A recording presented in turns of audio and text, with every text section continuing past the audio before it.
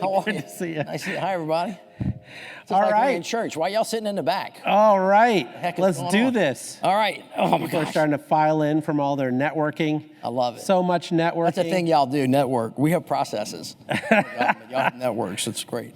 Well, Mitch, you got a big job. You got to put a lot of money out the door, but you've always had a big job. I want to maybe take us back for a second, and then we can go back forward.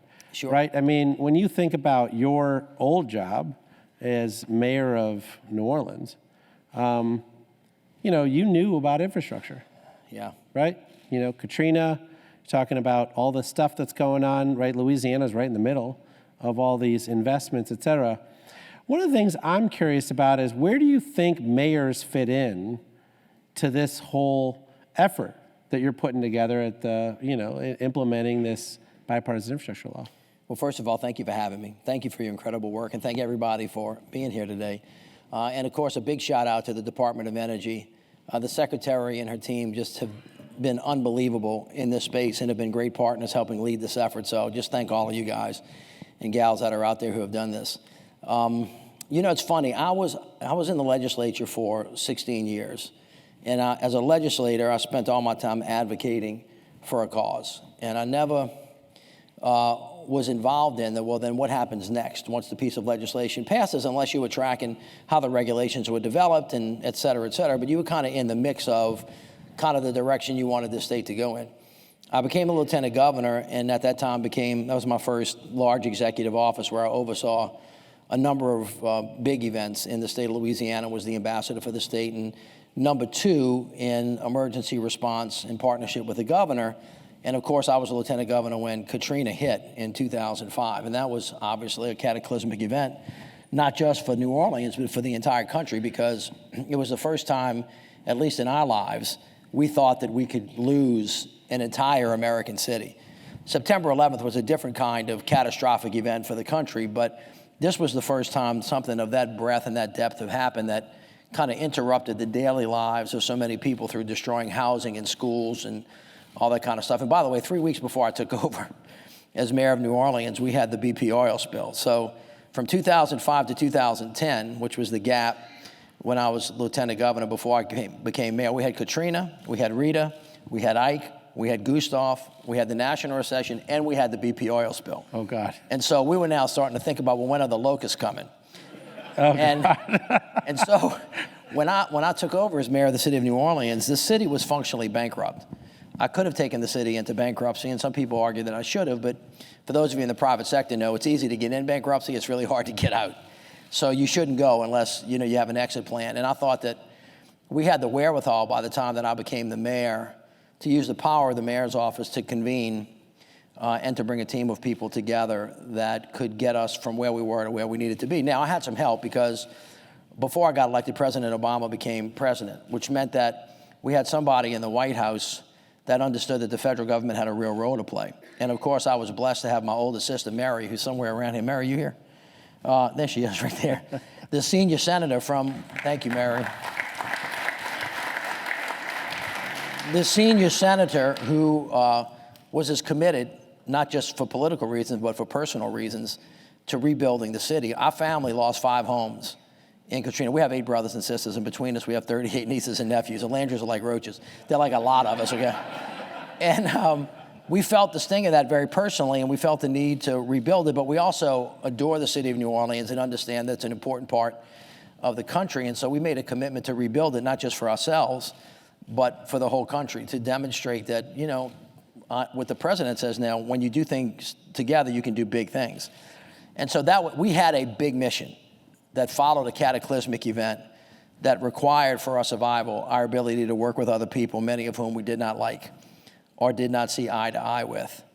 And the big takeaway from rebuilding the city, and we had to rebuild the schools, we had to rebuild the hotels, we had to rebuild our housing, we had to rebuild our businesses, we had to rebuild the government, we had to rebuild the libraries, fire stations, police stations, the whole 9 yards. When it didn't work, from 2005 to 2009, when there was a disconnect between the president, who was President Bush at that time, and the governor and the mayor for a whole bunch of different reasons that are not worth going into. There was a disconnect, things didn't happen. When finally we had alignment, and we had resources, and we had leadership, and we had vision, and we had the private sector, the public sector, the not-for-profits, and the faith-based all show up together, chasing one dream, that's when things started to kind of create what I call a virtuous cycle of success. And so when the president asked me to come do this job, one of the things he gave me the authority to do, and I think it's been very helpful, is to make sure that I use the power that he gave me to work with as partners all of the cabinet secretaries to do something that should be done all the time, make the federal government less complex, more easily understandable, more transparent, more easily accessible, and coordinate all their activities. So we're going to talk about electric, vehicles and batteries and EV charging stations.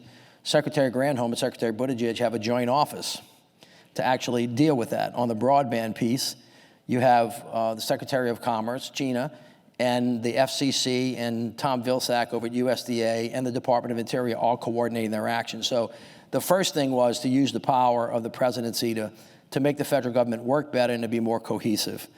The next part of it, though, was to make sure that you were working with governors in a very specific way. So on behalf of the president, I've spoken to all 50 governors and or the chiefs of staff.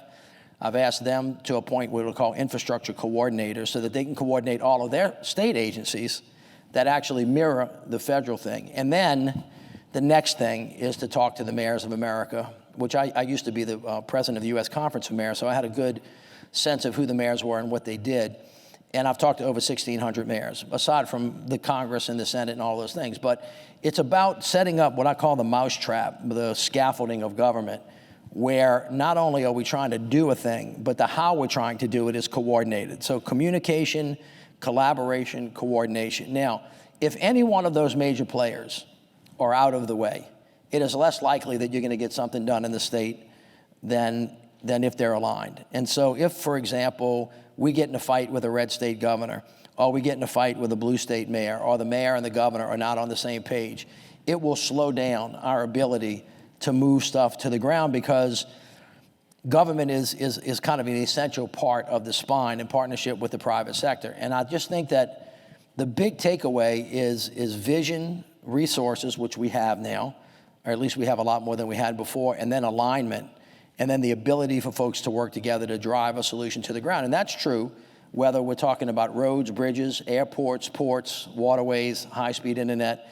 clean air, safe water, or what we're talking about today, the clean energy economy. And that kind of just organizational structure, and then a commitment, and then a willingness for everybody to show up and find common ground, by pushing away the extremes and staying focused on the thing, is really the most important lesson I think that we all can learn in terms of how to get stuff done. So when you think about, what you had to go through to get that done, right? I mean, there are a lot of really big efforts that had to get done. Now we've got 150 big efforts going on at the exact same time, right? So, I mean, how do you think about America doing big things again and doing it at scale everywhere all at once? Well, I think the point of the president's presidency, quite frankly, is three things. Going to rebuild the soul of America because democracy is a threat. It is. He'll talk about that a lot tomorrow. Secondly, the only way to do it is if we do it together, so the country has to be united, which is to say that you have to intentionally find common ground. Now, Mary and I, we have 8 brothers and sisters. There are 9 of us. And I said there are 38 kids, so we got a lot of disagreements in our family. We have some people over here, some people over here, some people in the middle. And, we have fights from time to time, as families would, as you do at Thanksgiving. But we all circle back up at the kitchen table, when things get tough. And we have a threat that's threatening our very existence because we have a certain set of common values that we live around.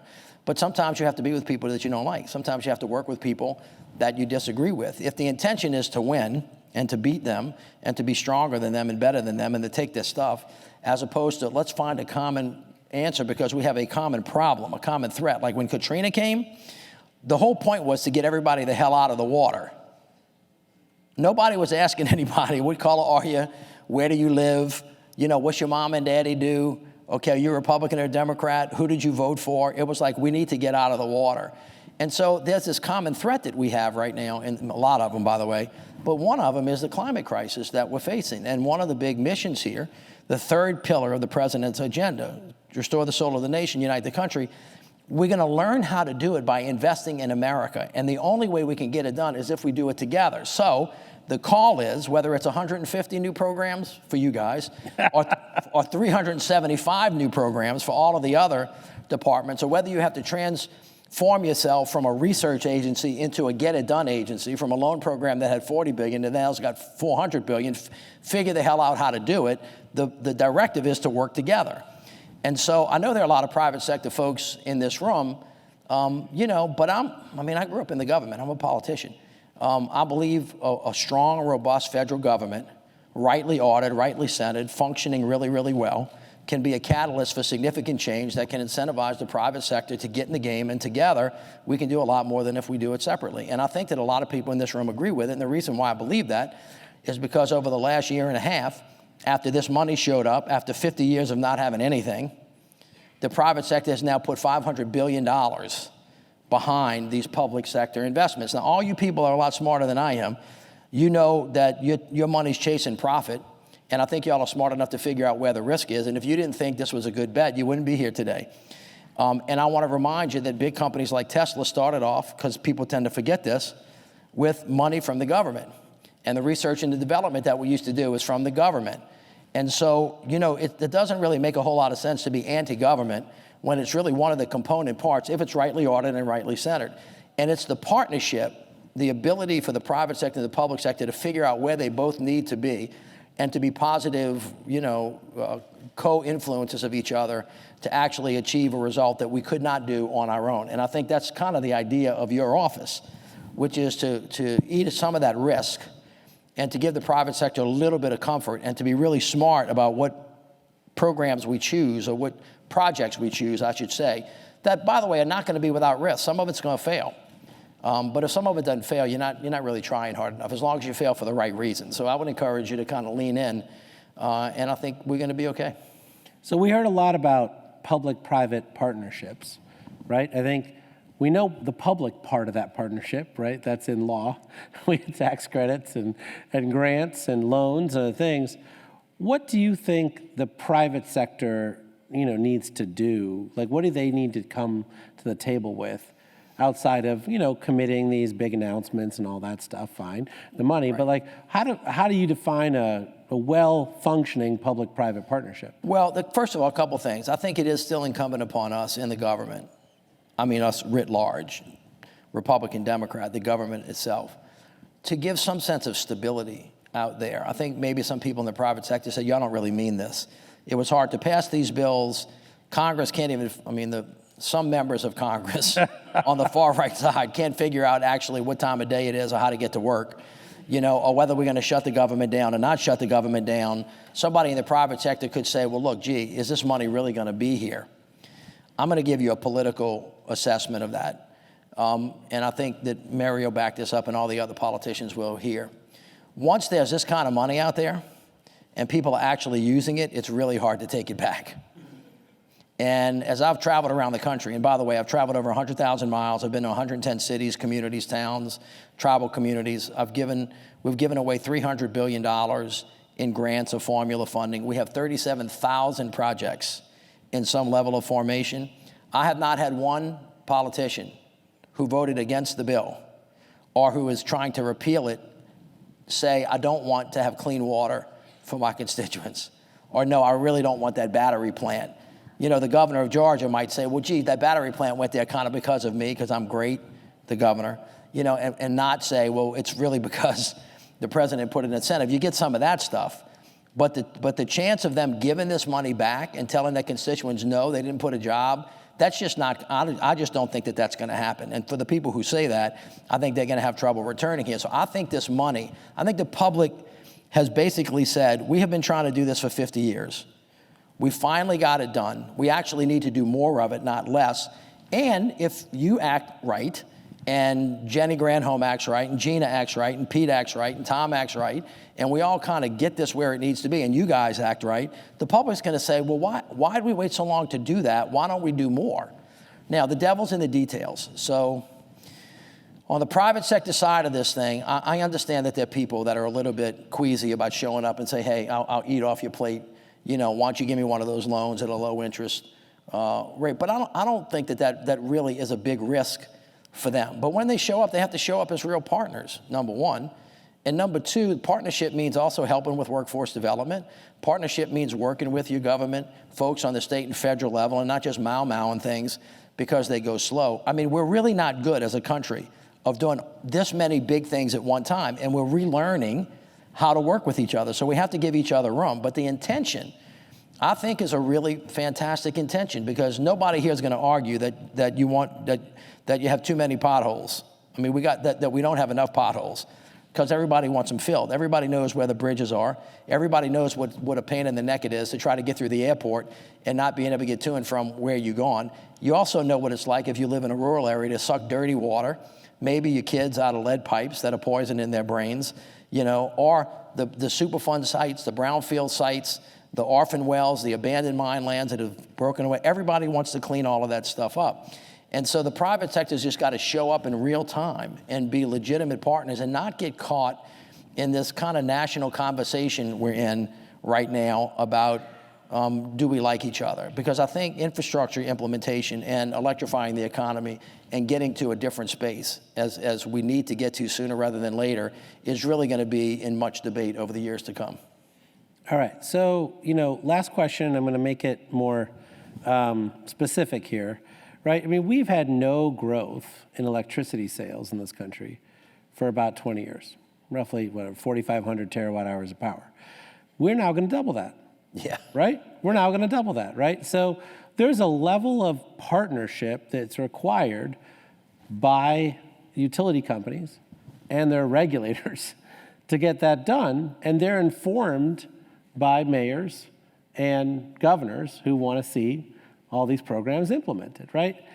You've had a front row seat to that over the last 12 months or so. Yep, I have. How is that going, and how can we do better? Well, first of all, this is not a laissez-faire administration. The president works hard. He gets up early, stays up late. He wears tennis shoes, by the way, so it doesn't make him old. Jigar's got the president's shoes on. Did you get those from the president? We're always copying the president around here. You should. It's a good person to emulate. I have had a front row seat. I see the president fairly often. He comes to work early. He stays late. We have constant meetings going on, not just with him present, but with the vice president and the entire cabinet. We do an incredibly good job, I think, of bringing people into the White House to work these problems all the time. So all of the folks that that run all of the major companies that do anything that you do, most of them have been in the White House working the problem. So I'll give you one outside of you, but for broadband, we had all of the major companies and the CEOs. We had all of the major labor unions. We had the Chamber of Commerce. We had everybody in a room, locked down.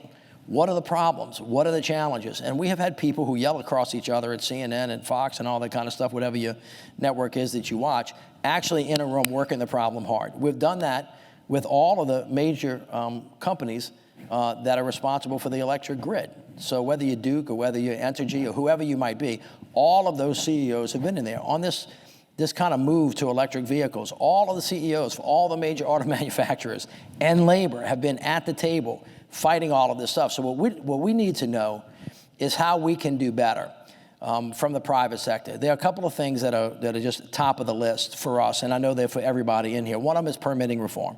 We take way too long to build stuff in this country. The president thinks that we can go faster, but we have to do it with value. We're not thinking about rolling over people. We have to have community engagement. We have to have tribal engagement.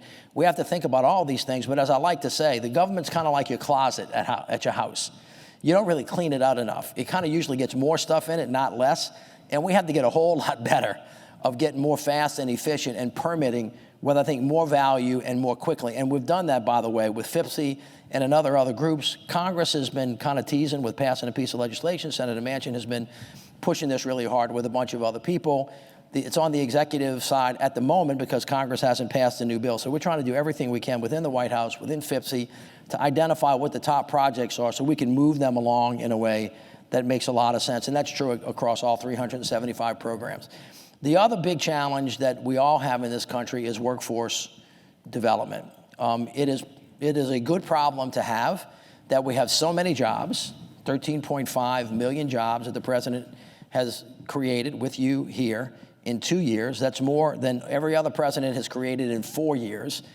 So that's a good number. 80 is a good number, but 13.5 million is a better number. Y'all know what I'm talking about? The president's 80. Everybody keeps saying he's too old. I keep saying, just say 13.5 million and then tell him to shut up. But he doesn't necessarily listen to my advice, but what the heck. And if they bother you about your tennis shoes, buy him a pair.